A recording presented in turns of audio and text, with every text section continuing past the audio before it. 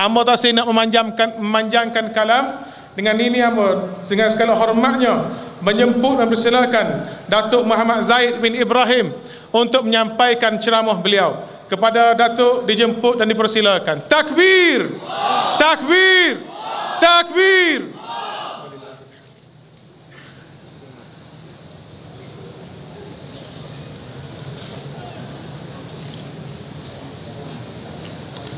Bismillahirrahmanirrahim. Assalamualaikum warahmatullahi wabarakatuh.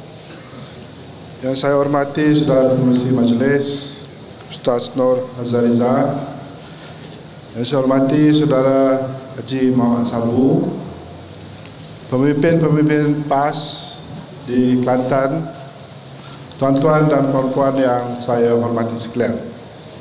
Saya merasa amat syukur dan terima kasih kerana diberi peluang untuk sedikit penjelasan dalam soal-soal kezaliman, termasuklah soal-soal minyak. Saya faham dan saya tahu Yang Berhormat Mulia Tengku Razali telah pun di depan khalayak ramai memberi penjelasan.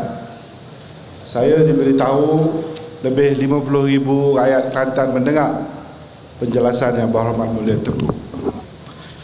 Saya bangga dengan tindakan Yang Berhormat Mulia Tengku, kerana walaupun dia masih dalam UMNO, tapi kerana kebenaran dia sanggup bersuara. Tak ramai dalam UMNO ni sanggup bersuara.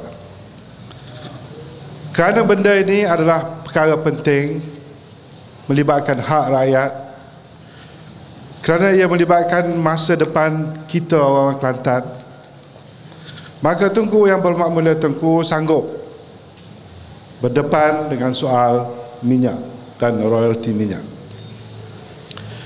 Saya pun tak tahulah apa yang akan terjadi kepada Tengku Razali Hamzah.